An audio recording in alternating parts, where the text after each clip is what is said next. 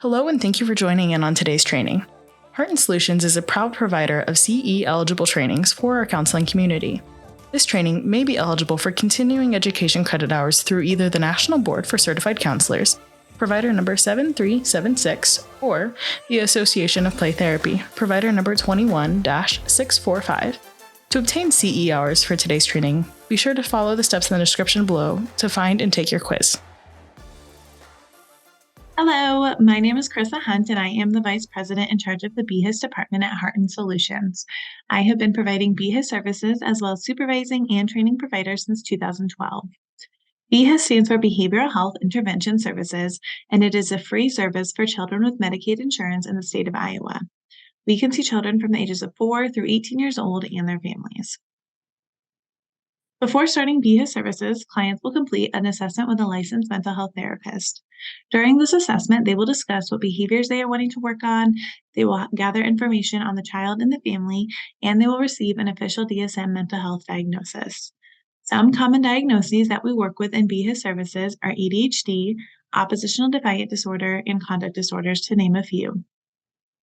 Typically, 1 to 2 weeks after the assessment is completed, one of our BHIS providers will be able to start working with the family. BHIS sessions will usually take place in the client's home after school hours. Sessions can also take place at one of our offices or in school as long as the child's school allows. All of our BHIS providers are trained on several behavior-based interventions, such as utilizing the 7 C's of Resilience by Dr. Kenneth Ginsberg and Wellness Recovery Action Plans, or WRAP, by Mary Ellen Copeland. At their first session, our providers will set treatment plan goals with the family.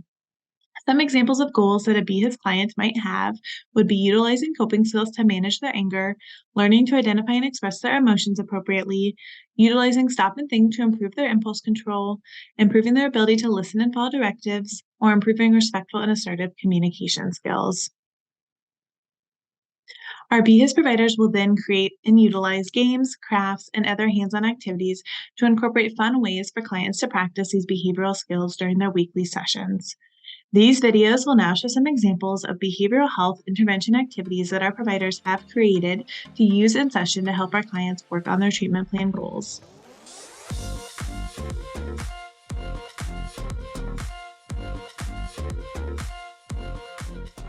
The activity I have to share with you all today doesn't really have a name, but it has lots of uses, and I guess I call it whiteboard conversations.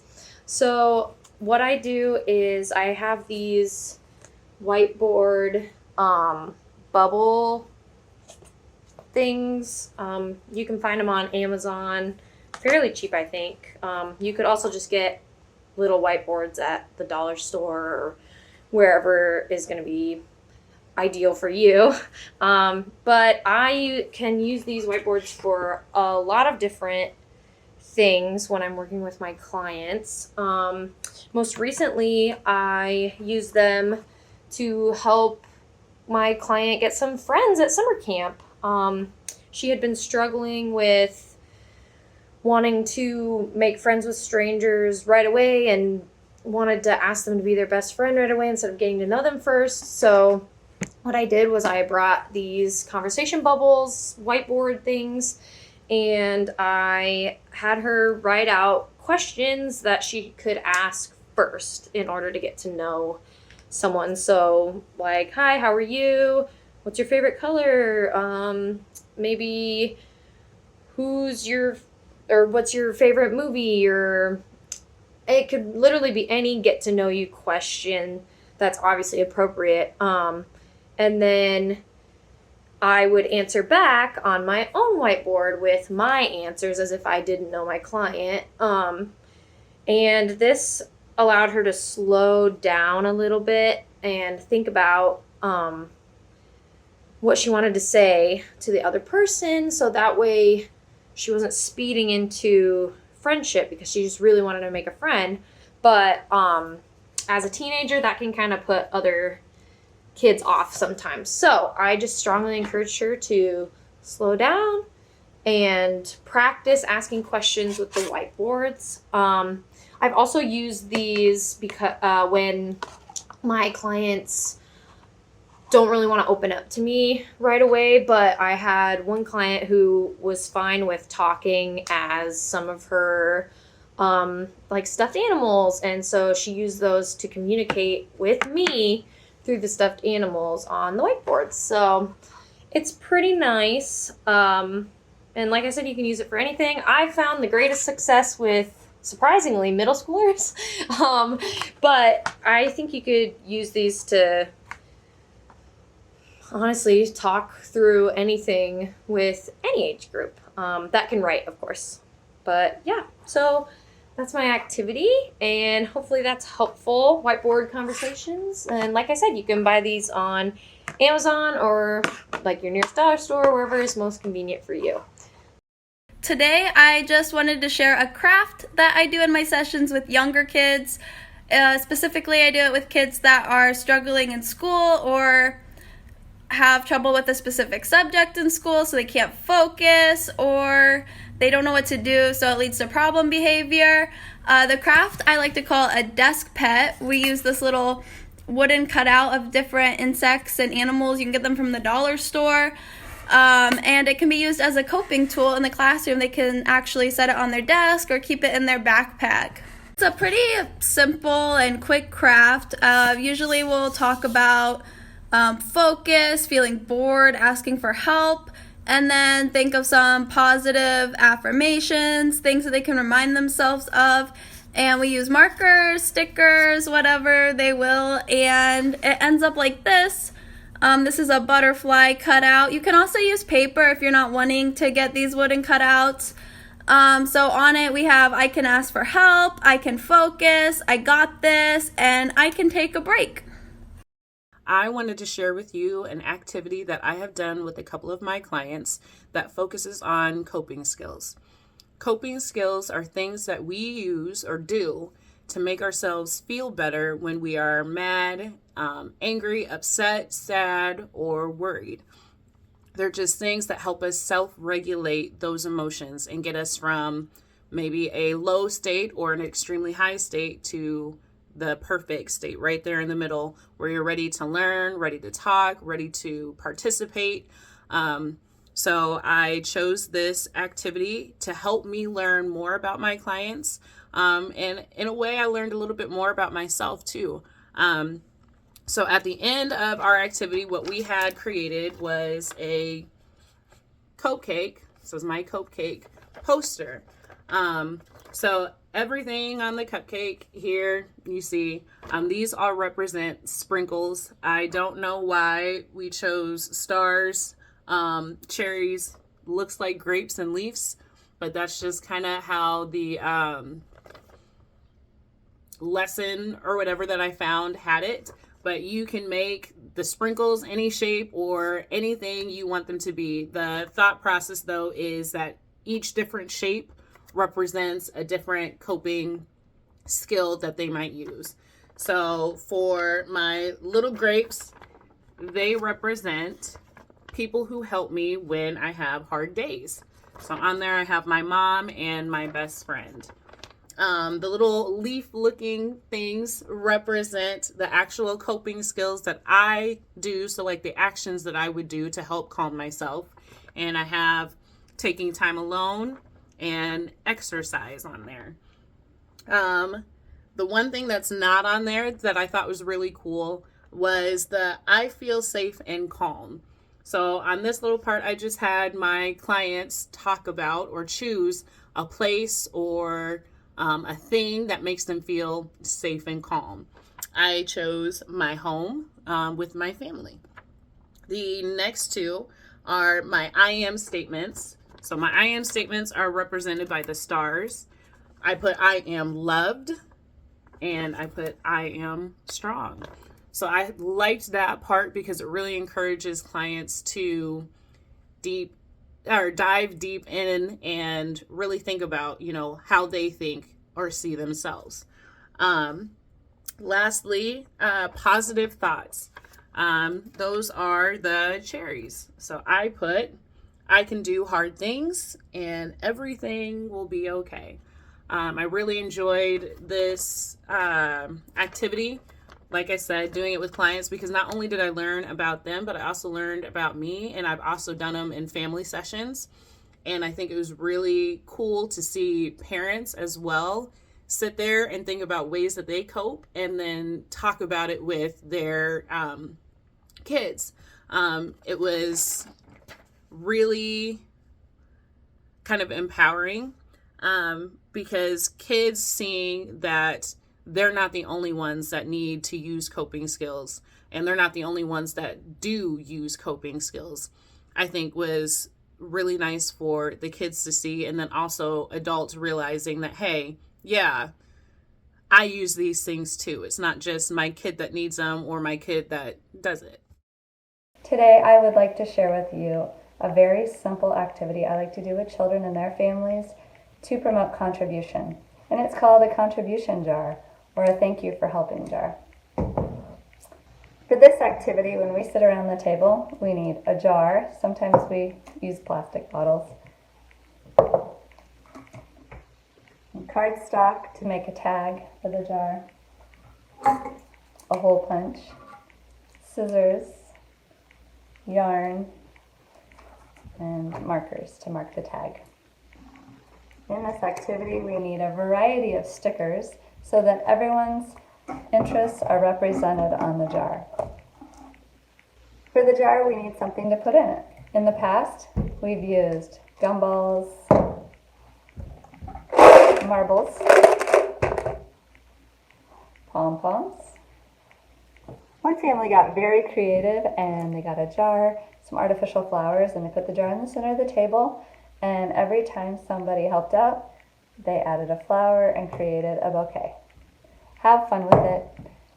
Possibilities are endless. Like I said, this is a simple activity, and it's really, you're just decorating a jar. But what's important that I want to talk about today is what I do with families while we're decorating the jar. As we start, I let them know that the jar belongs to everyone. And not only will they be contributing to the decorating, they are contributing to the item that goes in the jar after they've helped out. And please remember, whatever goes in the jar needs to stay in the jar. This is a positive reinforcement activity. So you just start decorating. And as we decorate, I tell the family what contribution is, what it means to be helpful, and that it's the right thing to do. Everyone gets the opportunity to share their feelings about helping, how they feel good about helping, what they like to do, how they could help a little bit more. They brainstorm some ideas, and they also talk about what they could use some help with. It's a really great opportunity for adults to share what their expectations are in the household. And with everyone spending more time at home these days, it is a super way to prevent unwanted behaviors when everybody is helping out. I take the time when we're working on the jar to remind everyone what stop and think means. Stop and think, how can I help out in this area? Stop and think, Mom's folding the towels. I shouldn't walk by, I should stop and help out. Give your children the opportunity to help out, and it's a great time to model gratitude and thank you. Thank you for helping. And gratitude is something that your children will need their entire life, as well as contribution. So give them that skill early. You'll soon find that when children are helping out, they feel really good about themselves, they gain confidence, they gain compassion, generosity, they get creative, and they start thinking outside the box. And those are tools and habits that they're going to take with them for the rest of their life. When everyone feels really good about the way the jar or bottle looks, then you're going to add a tag. Take some cardstock, cut out your tag. You want to use a card. You'll want to use a paper punch So you can put the string through. Somebody in the family can volunteer to write contribution jar or thank you for helping. Cut off some yarn. Add it to your tag. I let the family know anytime you've helped out, place an item in the jar. Anytime you see someone else helping one another or helping around the house, place an item in the jar. It's a super activity to take the time to walk up to the bottle and say, thank you, I noticed you did your homework without me asking today. I really appreciate that. The goal is to get that jar full, and when we accomplish that goal, I sit down with the family and we talk about how everyone in the family helped out, how much that's appreciated when everyone contributes, and because of that, there's some extra time to do something special. Children have a really great time thinking of different activities to do, especially if you let them know we're not going to do anything outside the home that costs money or buy anything special. We're going to think about doing something special together in the home. Some activities we've done are a backyard camp out, an obstacle course, a living room, blanket fort, movie night. There was a game night. Children had a lot of fun thinking of this, and everyone in the family gets to talk about something they would want to participate in that's extra special. I don't know if it has like an actual name, but I kind of like to call it a family or group drawing share activity. And really all you need, you could have if you have a canvas, or if you come across canvases that are fairly affordable, you could use a canvas, especially if you want to use paint as your medium. However, really all you need is a blank white piece of paper and some sort of art medium such as paint, crayons, colored pencils, markers, whatever you have on hand, and whatever works best for you. And typically I think this activity is slightly more successful when the client's family, whether that be parents or siblings or whoever's home at the time, can join in as well, just because I think clients typically enjoy it a little bit more within a larger setting. And then also, if the client has maybe some trouble getting along with a specific family member, this could be a good way to work on skills such as, like positive and respectful communication and getting along. However, with that being said, this could also just be the perfect activity to do with just the client and be his present, and it will promote hopefully communication and contribution within this session. And okay, so the way that this activity works is one person begins by drawing a single line on a sheet of paper. And it can be like straight, curvy, whatever. So that's all I'm drawing. And then the next person would kind of go along and draw one single line as well. So the only rule is that it all has to be in one motion. So you can't like pick up your pencil. So I would draw that, and maybe the next person would draw another line, and then another line, and then another line, another line, another line, until eventually you come up with some sort of drawing, and you kind of just keep passing it around until everybody adds one single line. And you kind of know you're done when it kind of starts to look like something, and at the end you kind of can just take a step back and look at your masterpiece and see what you drew and talk about it, and talk about what you thought of the activity. And typically there's usually one person that's obviously a better artist than the other, so usually you end up with something a little bit better than this. But yeah, I think that really clients of any age group would enjoy this. I know I've done it with kids who are like 6 years old to 18 years old, so really I think most clients would enjoy it. And I think that they would not only enjoy it, but they would hopefully have you would also hopefully be able to promote skills such as like I said, fair play, positive communication, following the rules and such. And yeah, so that's my activity. Thank you. Today, I'm going to be talking about an activity that you can use with all ages, and it is focusing on control. All right, so a platform that we often use at our agency is the 7 C's of resilience, and one of those C's is control. So a lot of kiddos don't have control in their life due to their parents and due to schools and the different authorities, so they often are told what to do and when. So control is something that many people want or even crave within their lives. Children having a lack of control can often hinder their ability to move forward, make decisions tactfully instead of impulsively or rebelliously. Creating and offering opportunities for young people to feel in control not only develops critical thinking skills, but also provides a sense of capability that they can contribute to the development of confidence and competence. So I have 2 different ideas here for how you can show them that they are in control and work on their control. So if you want the kiddos up and moving and you want to be more active, so you could do 2 hula hoops or just 1. You can do throw in cards for things that they are in control of, and then have on the outside things that they are not in control of. Or you could do 1 and 1, whatever's best for you and your kiddo. And then on the other hand, if you could write it on paper. So often what I do is I have the client draw their hand, and then in the inside of their hand, I have them write what they are in control of. And on the outside is things that they cannot control.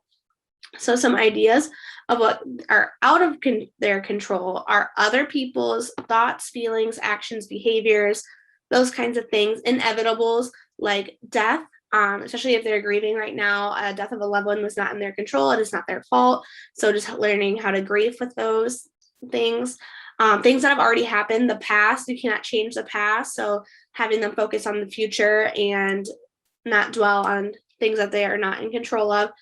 Little things like the weather, traffic, etc. And then for things that are in their control are their own thoughts, feelings, actions, behaviors, the way they speak to other people, who they're friends with, especially if they're in a wrong crowd, just teaching them that they are in control of who they surround themselves with, their own self-care and personal boundaries. So teaching them how they can take care of themselves and still have a healthy boundary with those people in their lives. Their attitude and reaction to things that trigger them are things that they are in control of, no one else. And then their future and what goals they have for the future are very much their own decision. So I love doing this activity with all of my kiddos. It doesn't matter what age they are, from 4 to 18. It can be very valuable to teach them control and not let them dwell on the things that are out of their control. Let them focus on what they can do and what they can change within themselves, and not focus on the things on the outside as much. Today I am going to show you one of my favorite activities to do with kids. The age range can really vary as long as you as the provider make it age appropriate and age friendly, and make accommodations if need be for kids to understand or comprehend what you're doing. This is what I like to call a when I am angry I can coping skills board. So materials, you really just need a piece of cardstock, some markers for the kids to color with if they choose to, and scissors and a glue stick. So there's 3 different ways that this activity can be done. The heading of when I am angry I can be cut out of paper, it can be drawn on there, or it can be printed off the printer and glued onto the paper. For the sake of this, I just taped it on there for now. So the first way you can do this is you can get a magazine or an abundance of magazines. I like to use old magazines or just magazines that you really have no use for anymore, and ones that are appropriate to be cut up or appropriate for that age range.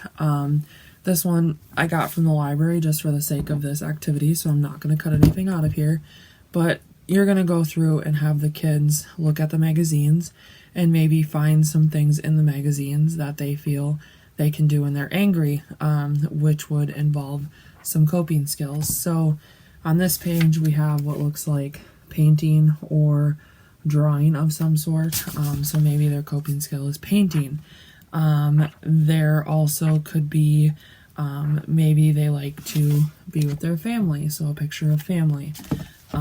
Maybe they like to cuddle with an animal, so in that case you would find a picture of a dog or a cat or any animal. That one can be really difficult if you don't have magazines, but another way you can do it is print off coping skills from the internet, which I found 200 coping skills, and obviously these aren't going to apply to every kid, but it has like things such as dancing, using a stress ball, writing a letter. So either I would go through and have the kids read through these and figure out I can do these, or I like to do these, or I don't like to do these at all. And then you can help them print them out cut them out, or they can cut them out, depending on the age, if they need assistance, so on and so forth. And then I like to pair that with some pictures. So I just went through Google and found some pictures that may demonstrate some coping skills. So painting, being with animals, smiling, playing sports, using the visual of stop, just a variety of different things, listening to music, taking a break, and I pulled those off of the coping skill words that I have. So I would then take those coping skill words or phrases and then the pictures and kind of combine them all on the poster board, which could also be done with the magazine pictures as well. And then the last one, if the kid's super creative, they can draw their coping skills on that board, whether it be laughing or playing sports or counting to 10 or walking away. They can draw what that might look like for them. I found that the pictures and the words are the easiest if you don't have magazines, but of course magazines have a variety of different things in them. So if you find out that magazines work better and you have an abundance of old magazines, those are easy to use too.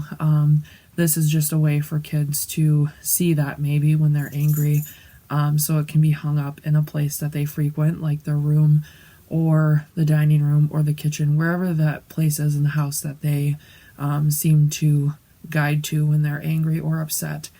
So that way they can see it and be like, okay, now is the time for me to listen to music or walk away or just take a break, for them to hopefully identify those coping skills in those more angry times. I've learned that anger is one of the many emotions that kids struggle with the most, and when you're angry it can be super hard to find a coping skill to help keep you calm. So today you're going to need either printer paper or construction paper, a pen and markers or crayons, colored pencils of your choice, and some scissors to do some cutting, which I will show you in a little bit.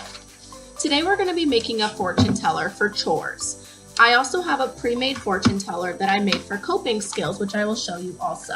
To start out, you're going to have your piece of paper. You want to make a square out of your piece of paper in order to make this fortune teller. So first you will fold the paper like this to make a square. Your paper should look somewhat like this. In order to have the fortune teller come out correctly, you will then want to have a smaller triangle made by folding down that top corner in order to make something like this. You will then cut off the excess rectangle at the bottom. So what you should cut off should look something like this. Your smaller triangle is what you will be making your fortune teller out of. Go ahead and open up your triangle to make your square paper like I mentioned before. You will then fold along the lines and fold the sides up into the middle center point, like so. Continue to do this for all 4 sides. So you should be making 4 folds in order to have your fortune teller. We make these fortune tellers just to help with communication. Also, if you're making the chore fortune teller, which is what I said I'm doing today, this can also help with independency among the children in the family. Your fold should look somewhat like this. Your square should be folded with the 4 triangles coming to the center point, as you can see here. Go ahead and flip this over and do 4 more folds going the same way as you did before, and make sure you're folding those into the center once again like so. You should be making 4 more folds here. See, this activity does not take but a few minutes. This helps with coming up with chores that kids or children in the family may be needing to do that aren't maybe getting done on a timely basis, like the parents or guardians may be expecting. This is just something that the parents and guardians and children can refer back to, just to kind of help with that communicating and maintaining of that emotional control among everybody in the family. this is how your folds should come out looking once you have made those final 4 folds. Go ahead and fold your fortune teller in half both ways. This will allow your fingers to be inserted in the folds once you have folded both sides. So I have made one fold like this, and go ahead and fold the other side like so to make another fold. Then you can see here you will have 4 flaps where your fingers can be inserted up into like so. Looking something like this. You can see here my folds are not perfect. Not everything is gonna be perfect like that, but that's all right. Everybody's fortune teller is going to be unique, which is awesome. So you can see here, this is what your fortune teller should look like. You should be able to open both sides like so, which is where your chores come into place. So then go ahead and take, like I said, you can use markers, crayons, colored pencils, even just pens and pencils work as well. And pick whatever colors you are going to choose. So I'm gonna start with this purple color here. And go ahead and list what other colors you want to use. There should be 4 colors selected in order to have your fortune teller. This is a fun activity for all ages. This is something that I learned when I was in school. We did it kind of as a small art project to do, especially with quarantine going on right now. This is something that we can all sit down and do. We have the purple, blue, red, and yellow colors here shown. And that is on your outside flap. Go ahead and open your fortune teller up so it's kind of back to that square look as we had seen before. This is where you might want to use a pen or a pencil just so you can kind of read your numbers a little bit better. Markers work as well, just make sure that they are legible for you guys to see. So once you have it opened up like so, go ahead and number. You can see here I kind of did every other one, so I have 1, 2, 3, 4, 5, 6, 7, 8. So you should have up to 8. You can do them all in order. You can do them kind of odds and evens, however you would like. And that will be the numbers you will choose from in order to see what your chore, or like this one, your coping skill will be. Once you have labeled all of your numbers on the tabs like you wish, here on the inside you will have 8 chores, or as I mentioned, coping skills you can write in. Some chores that I have for examples could be like washing the dishes, cleaning your room, setting the kitchen table in order for dinner in the evening, laundry, getting your laundry to and from the washer and dryer, or folding the dried clothes from the dryer. Maybe if you have a pet at home, feeding and watering the pet, or taking the dog for a walk, taking the trash out, making sure the trash is being set out on a timely basis. Those are just some very basic but important chores that need to be done around the home. So go ahead and label whatever chores or activities that you want to be done around the home. In here, like I said, there should be 8 of them in there. Show you my coping skills, one that I made in advance. So coping skills are something that we use a lot in BHIS services. They help us control our emotions, communicate more effectively with each other once we have kind of de-escalated. So some coping skills that we use a lot through BHIS services are drawing. Drawing is a very good coping skill. It kind of helps us just de-escalate and get our mind back on track with what our thoughts are and how to process those thoughts. Deep breathing, taking those deep breaths, helps us also do the same.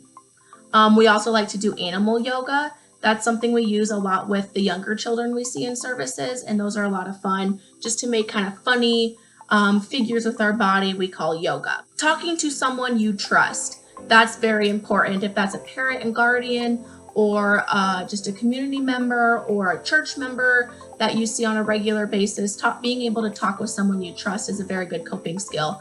Helps you de-escalate and be able to communicate effectively with others. Counting to 10 on our fingers, tracing our fingers. We do that a lot in session. Just being able to trace, taking those deep breaths, just kind of gets our mind back on track. So those are just some coping skills. If that's what you prefer to do instead of the chores, that's totally fine. It's also very effective. So once you have picked if you want coping skills or chores, that is your fortune teller. And I will do just a short example of how that fortune teller may be used. So if you feel escalated or frustrated with one another, or you feel like maybe your child hasn't been listening, coming to your fortune teller and telling them, this is an activity that you guys can both utilize within one another, coming to them and saying, hey, let's pick a color and see what kind of coping skill or chore we want to effectively use today. So say we chose green, so we would go GREEN. And as you can see, my 4 choices of numbers are 2, 4, 6, and 8. So I'm going to choose 6 for today, and that is drawing. Underneath the 6 flap, you can see I have draw. So that would be the coping skill that parent or guardian, whoever is communicating with or trying to communicate with the child, that would be a coping skill that the child could use, the parent or guardian could use, just to kind of get that emotional control back on track. So BHIS not only helps the family and child, but it also helps everybody, within the community, everybody that you may come in contact with, just helping expressing the emotions and communicating effectively among everyone. Hello, I'll be going over a social emotional learning technique. It's called puzzle building. It's one of my favorites due to how adaptive it is. I prefer doing it on construction paper, but for the sake of trying to teach it, I'm going to do it on a template. Get a template from Google, Pinterest, any really search engine, you can find one. You can find one that suits better for what you're needing, or if the child prefers one, we can do that one. So the whole purpose is to show multiple different puzzles for one technique. For example, we can do how to make a friend, which is what I'll be doing today, or you can do how to communicate with adults, how to talk to your siblings, internet safety, etc. And with multiple different puzzles to show how to make the piece. So for example, how to make a friend. One Google had is meet and greet. Obviously this is not very interactive. This is why it's either a template or I prefer construction paper, because that gives the child more of free-for-all. Like they can draw a heart, they can draw hand holding, they can draw their friends, whoever. So it has meet and greet with different examples such as join a club or sport, talk to someone new, sit with someone new at lunch, play with someone else at recess. And the whole point of it is I like to do taping it on a composition notebook, something handy they would have at school. So maybe when they see the opportunity, they can look at their notebook and be like, okay, well I can go talk to someone at the bus stop. For example, we can do be nice. So for be nice, we can give a compliment. And the more they do it, the more likely they are to add stuff of their own. Obviously, you don't force them, but be nice. And they'll give you an example of how they can be nice to someone. Or pick something up for another person. This can easily just be cut out. I prefer cutting out because that also makes it seem more like a puzzle to them while they're doing it. As well, it's just more interactive. They're more likely just to stay and be interested in the activity. But yeah, this is my social emotional learning puzzle piece. Today I'm going to be showing you an activity that I use with many clients. It is called BB Baseball, and this stands for Behavior Baseball. I use this activity with my clients that are about 5 and older. I found this activity on Pinterest, and I like to do this activity outside, but we have been doing it inside since it's been cold out. The very first thing I do is make sure the client understands baseball and like the basics of kickball or any game like that. We then go over the bases. So the bases are home plate, which is the situation, first base, which is their thoughts on the situation, second base is their feelings on the situation, third base is their actions, and here's an action example. And then the baseball has a situation written on it, so here are a few examples. This one says, someone pushed me when we were lining up for recess. And then this one says, a kid in my class keeps giving me mean looks. So this is the baseball, so I'll crumple it up. And then I normally go through an example where they are the pitcher and I am the batter, and then vice versa. So here's my crumpled baseball, and the very first thing I'm going to do is throw it to them or roll it to them, and then they're going to catch it and pick it up, and we're going to be at home plate. So the client is then going to read the situation on the baseball. So this is the one about a kid in my class keeps giving me mean looks. So then they are going to head on over to first base. At first base, they're asked to describe what their thoughts are when they first heard of this situation. Normally, I try to have them stay at each base for about 2 to 5 minutes. And then after we discuss, they're going to move on to second base. At second base, they identify the emotions and the intensity of the emotion that they're feeling. So again, we discuss for about 2 to 5 minutes, and I help them if they're misunderstanding anything. Then they're going to move on to third base, which is actions and behaviors. So this is what actions and behaviors would follow. So I often ask them, if you're thinking this way and feeling that way, what do you think your response is going to be? If they say something negative, they're going to run or walk to home plate, and I'll say, you're out. If they are positive, then I'll say, safe. We will go over the situations that they had negative responses to and discuss other ways to handle the situation in a more positive way. That is the activity that I'm going to share today. Clients seem to really enjoy this activity, and it is very fun for them, but also super helpful, and it really helps me connect with them. And so today I'm going to be talking to you about one of the main activities that I like to go through with a lot of my clients, as well as some of the different lessons and stuff I try and teach through that. So one of the main activities that I bring with me is something called Buildsy here. So really simple. What's happening is that each person involved is going to get 8 individual puzzle pieces, okay?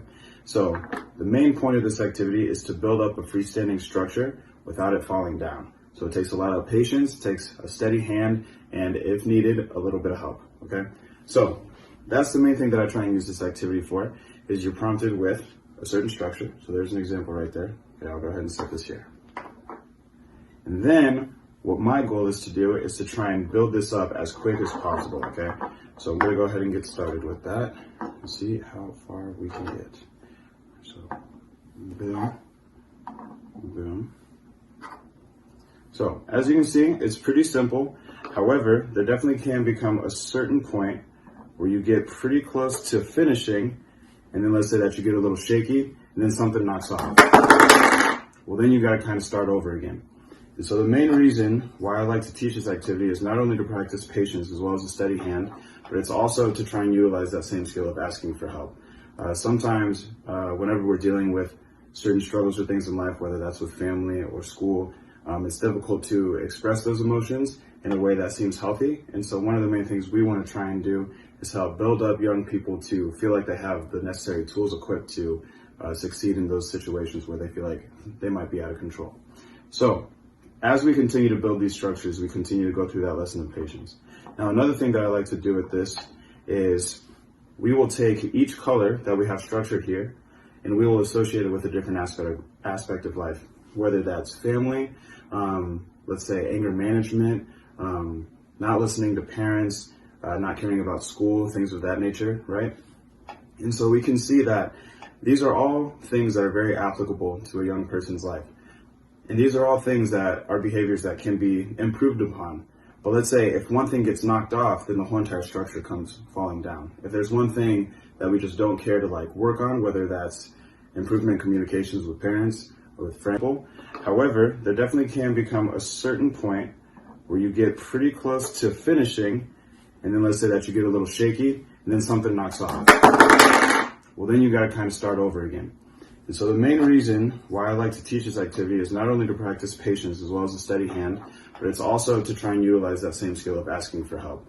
Sometimes whenever we're dealing with certain struggles or things in life, whether that's with family or school, it's difficult to express those emotions in a way that seems healthy. And so one of the main things we want to try and do is help build up young people to feel like they have the necessary tools equipped to succeed in those situations where they feel like they might be out of control.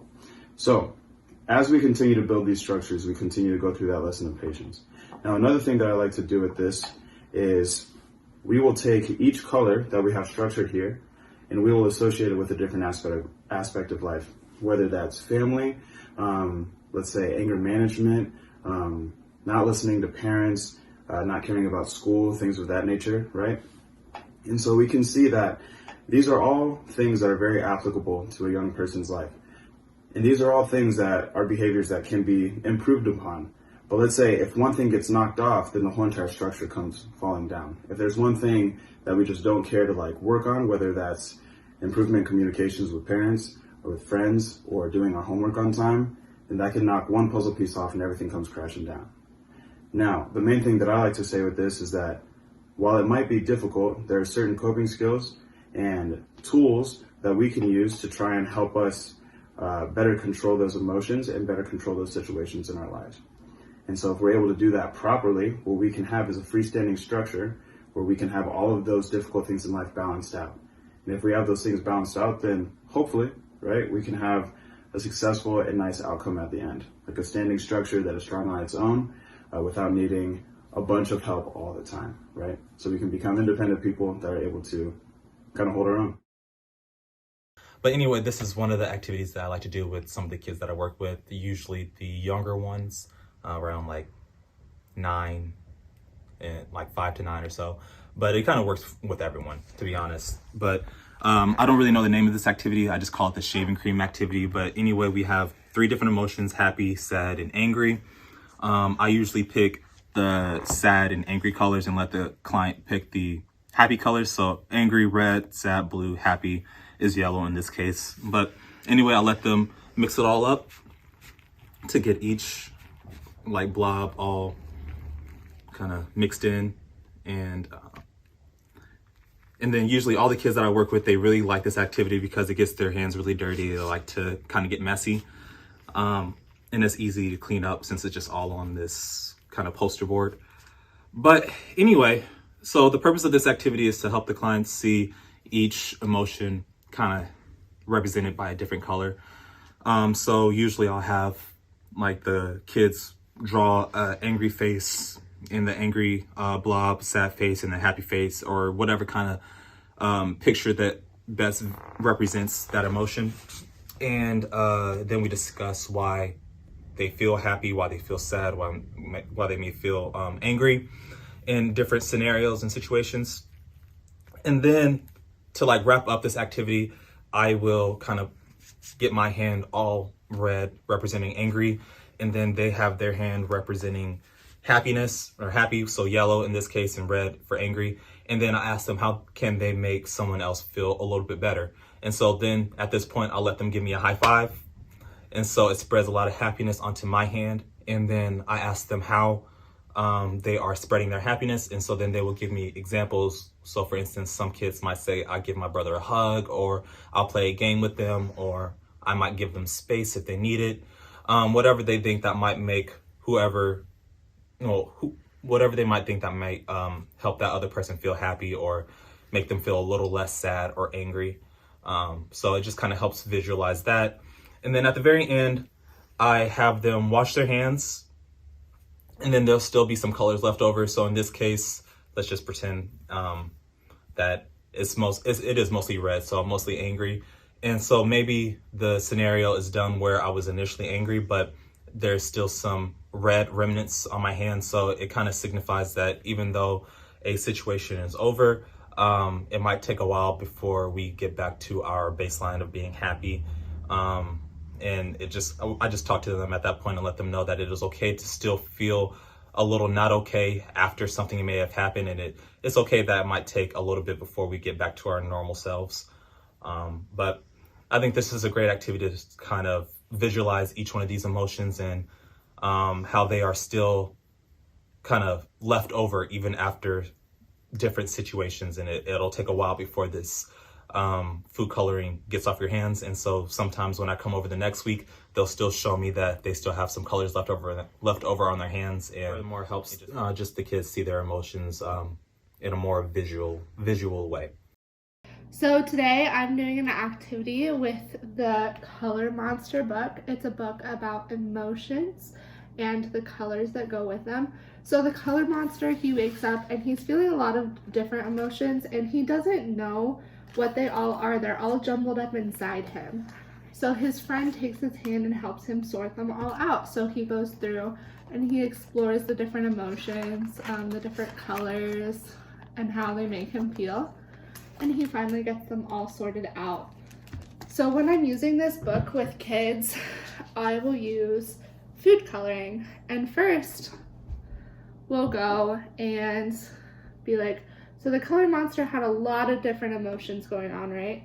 So he had some yellow, he had some happy, and he had some blue sad. He had some green, maybe he was a little bit jealous. He had some red, angry. He had so many emotions going on all in one little body. And they all just got mixed up. And he couldn't tell what it was. They were all just jumbled together. And so his friend helped sort them out into different ones. So he was able to identify, I feel happy. So he felt just happy. He felt yellow, happy. I felt sad. I felt jealous. That one doesn't want to mix, but that's okay. And I felt angry. And so when we're doing this one, you could hear me say I feel statements. So those are I feel, the emotion that you're feeling, because, why you're feeling it, and I need what you need. So you could say, I feel sad because my friend took away my toy and I need them to give it back to me and say that they're sorry. So that is just an example of one thing that I would do as a Be His activity with kids. Today we're going to be making a calm down bottle, which can be used in a bunch of different situations for you or your family. So what you'll need for this activity is vegetable oil, a clear plastic bottle, and water. So those three things are what's pretty essential to making the bottle. Otherwise, I love to add in just kind of odds and ends things, whatever you can find around the house to really personalize it and make it your own. First thing you're going to want to do is you're going to want to take your clear plastic bottle and fill it up with just a little bit of vegetable oil. So it's completely up to you how much you want to put in or how little you want to put in. And after you put in the vegetable oil, you'll just take it to your sink and fill up as much as you want with water. After filling your jar with water, that's when you get to kind of add in whatever you want. As you can see here, I have a bunch of different just puffballs. I have some googly eyes, and you can put whatever you want in here. So we are just gonna fill this up.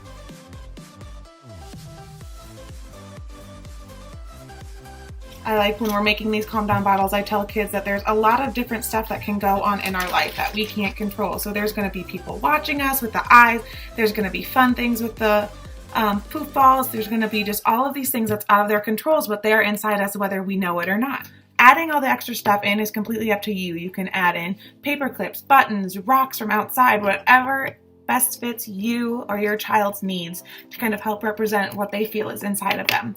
The next step that I always do is we just take a little bit of super glue and we add it along the edge of our bottle, because the last thing we want is a big oily water mess all over the living room.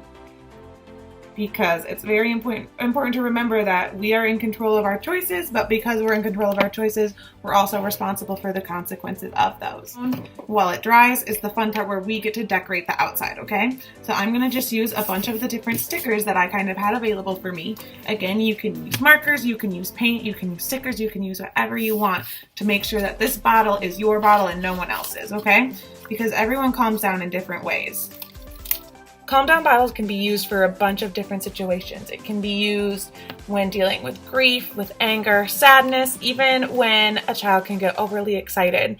Using the calm down bottle as a visual tool helps children to understand that their emotions can sometimes just bottle up a little bit more than they even realize. All right, so So I have added a few stickers and just a little odds and ends things to decorate the bottle. It's fun to make the calm down bottle, but we're going to talk a little bit about how we can use it. So as everyone knows, it's completely natural to get upset, and it's kind of something that can happen a lot more often when we're in such different circumstances than we're used to.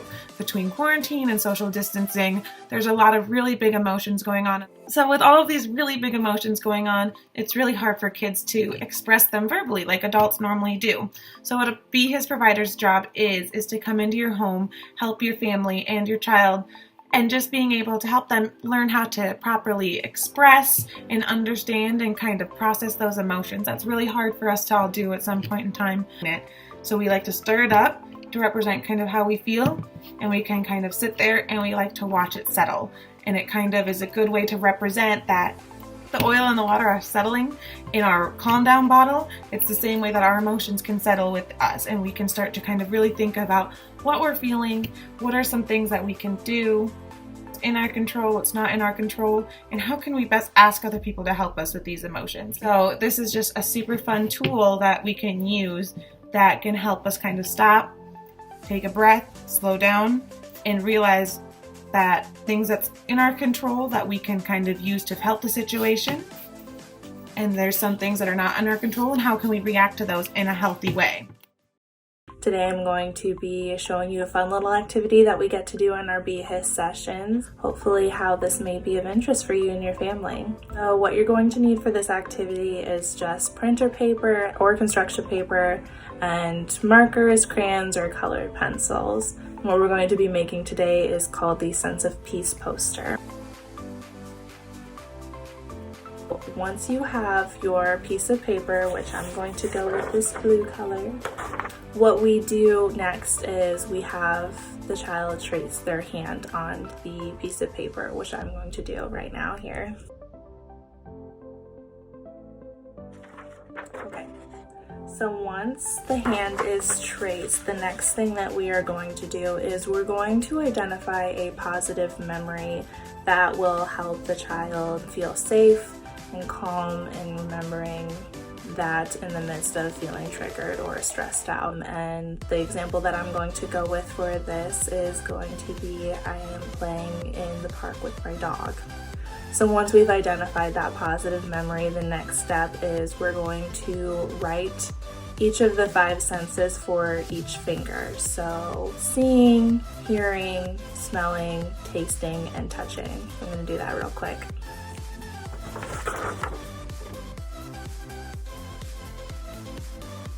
So then once we have all of the 5 senses on the 5 fingers, the next thing that we're going to do is we're going to want the child to draw that positive memory in the palm of their hand and also write it out.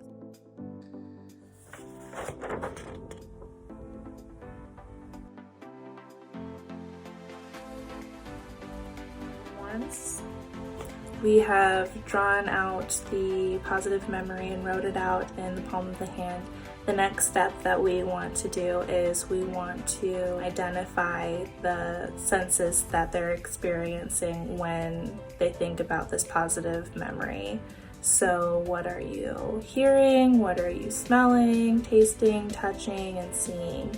So for example, you could see your dog running around, you could see its tail wagging, you can see the flowers, you can hear the birds, and you can hear people laughing, running around, you can hear the dog barking, you can probably smell the flowers, you can smell the grass. For tasting, if there's like an ice cream truck that goes by or something, or popsicles, or maybe some fresh cold water from like the water fountain. Touching, you can feel the sun on your skin, you can feel the dog's like soft fur in your hands, or you can feel the grass on your feet or the breeze.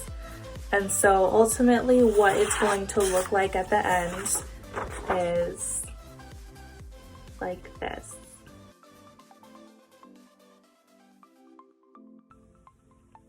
And last but not least, once we finish the Sense of Peace poster, we really want to have that conversation of how this memory can help the child feel a sense of safety and calmness despite different things going on in their life. The child may also want to draw or write down the memory on like a little stone so that they can kind of carry it in their pocket and feel grounded in that way by remembering the positive situation on that little stone. There are also a lot of children out there who like to draw on their hands. If they're going to draw on their hands, we can try to encourage them to draw that positive little sketch. That way it's something that reminds them of something positive and peaceful. Coping skills is something that we focus a lot on in BHIS sessions, and sometimes it is hard to bring down emotions, especially in the moment when they're focused on something negative. So this activity definitely supports children in breaking that negative focus and visualizing themselves in a calmer, more positive state, which then helps them use other coping skills such as deep breathing and can help them problem solve a lot better. I am just going to show you some cute Valentine activities that you can do at home to continue to work on your child's behavioral goals. The first thing that I'm going to do is I'm going to create some Valentines. And who doesn't love getting a Valentine on Valentine's Day? So this is a cute, fun activity that you can do as a family on maybe like a Friday family fun night where you can play music in the background and have a nice little party where you guys write each other Valentines. So for this activity, what you're going to need is you're going to need some construction paper, you're going to need some scissors, and either crayons, markers, colored pencils, anything that you want to use to decorate your Valentines with. So for the first activity with Valentines, what we're going to do is we're going to create Valentines for not only each other, but also for ourselves. And so we need to be writing nice things to each other, whether it's complimenting the way that they dress or complimenting the way that they laugh, but also complimenting yourself in a Valentine to yourself. And what you can do with these Valentines after you create them, what you can do is you can sit down and create Valentine's boxes. All you'll need are just like some little empty boxes, whether it be a Pop-Tart box or a Kleenex box or something. And then you can decorate it with the extra construction paper that you've used. You can decorate it with the markers and crayons that you're using. And then you guys, once you are done with your Valentines, you guys can pop them into boxes. And on Valentine's Day, you can have another family fun night where you guys read each other your Valentines that you received. So here are the Valentines that I created. I've got a heart that I cut out here, but I also have a little card as well. So my heart is just simple. It just says, I love your beautiful hair, sis. So to my sister, I'm just writing that I love her beautiful hair, and then I can pop that in her box there. But I can't forget that I need to write a Valentine for myself as well. So I put on there that I'm a rock star. And inside the Valentine, I said, I love your smile. And then I put from self. So again, cute little Valentines for each other. Everybody in the family writes one to each other, and then also one to yourself as well. And then as you're writing Valentines, you can create behavioral goals within those Valentines and put them in a nice little fun activity. So for the other Valentine activity, what you're going to do is you're going to create little goals and you're going to write them in the Valentines and make it more fun and entertaining that way to obtain those goals. This is something that we do in BHIS all the time. So we go into homes and we're working on behaviors, and it's quite often that we create a goal for the week and then the next week we check back in on that goal. So this is a fun way to do that. You would just still create the same little Valentine, so a heart or a gift or a card, and then write the goals within those cards. So what you'll need to do is create a night when you guys can sit down and discuss what the goals you want to be working on that month, and make sure that you're making a goal for every full week within that month. And then for each goal, there must be a reward, so something that child is working towards. So you also need to discuss what rewards that are possible to earn. So for example, say someone's working on a goal of making their bed every single morning, and they're working towards a reward of being able to pick out the movie for family movie night on Friday. So it's not a simple goal and a simple reward, and then put it on the actual Valentine. And so for my examples here, I have a heart, And on there, the goal is I have to clean and organize my room within that week. And if I do that, my reward is pick movie for family movie night. So if I'm able to obtain that goal, I get that reward. Now the next one here, I just wrote a card, and on the inside, I put my goal is get ready by 7:30 every single morning this week. And my reward would be have an ice cream sundae party on Friday. So a nice simple reward for a simple goal.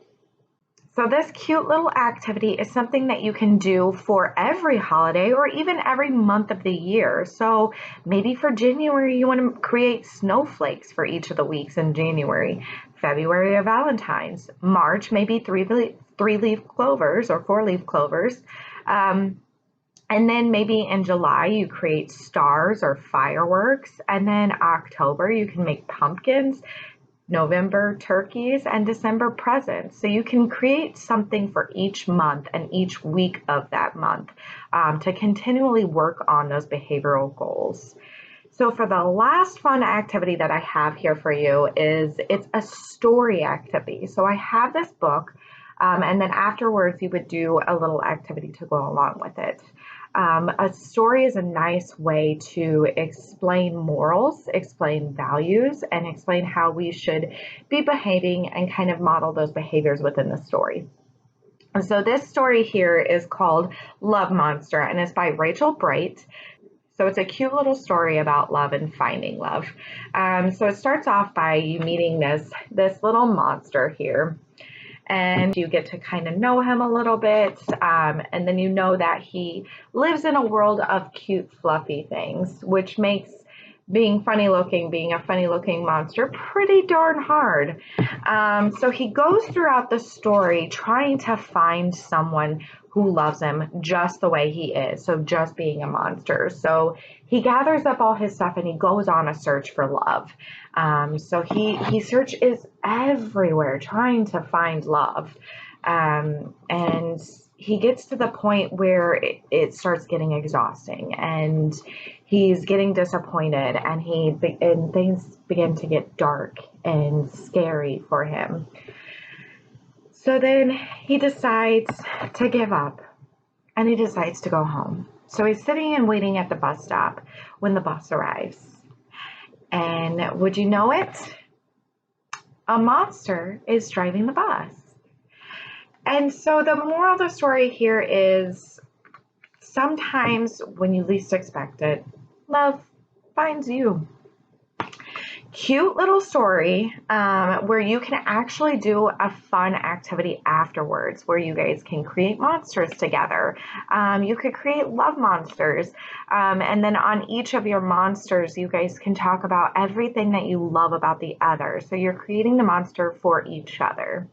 So I could create a monster for my daughter and I would create that love monster and I would write every single thing that I love about my daughter. And then my daughter would create a monster for me and say everything that she loves about me. And we would exchange those love monsters and explain to each other that, you know, love is right there. We both love each other.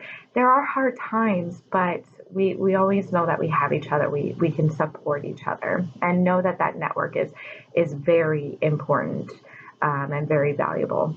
All right, so those are my fun Valentine activities that you can do at home and continue working on those behavioral goals. Just to recap, we did the Valentines, both the Valentines to each other, the Valentine to self, just with words of encouragement and positivity and complimenting each other as well as you're complimenting yourself. And then the next set of Valentines were the goals. So creating weekly behavioral goals with a weekly reward that you can do if you obtain that goal. And then finally, the little Love Monster book where you get to listen to this story and then afterwards you get to do a fun activity creating monsters and putting things about how much you love each other and what you love about the other person. Today I'm going to show you guys an activity that I like to do with some of my kiddos. It is identifying the things that you have control over and the things that you do not have control over. So this activity is really easy. All you need is a piece of paper and a marker, and we will start off by tracing your hand.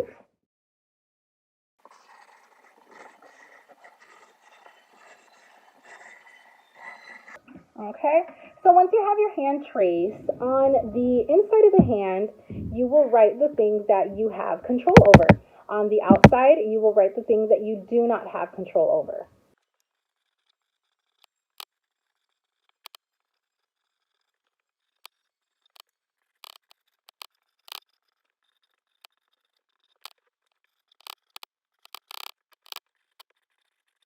Okay, so when you are finished, it should look something like this.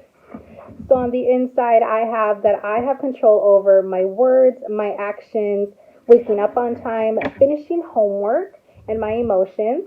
On the outside, I wrote, I don't have control over classmates, I don't have control over the weather, my sister's feelings, other people, and what my friends like. So yeah, this is a super easy activity that can be done with any kiddo. Thanks for watching. I hope you like it. Thank you for joining in on today's training. We look forward to having you join us again. Heart and Solutions is proud to provide CE-eligible trainings for our counseling community. This training may be eligible for continuing education credit hours through either the National Board for Certified Counselors, provider number 7376, or the Association of Play Therapy, provider number 21-645. To obtain CE hours for today's training, be sure to follow the steps in the description below.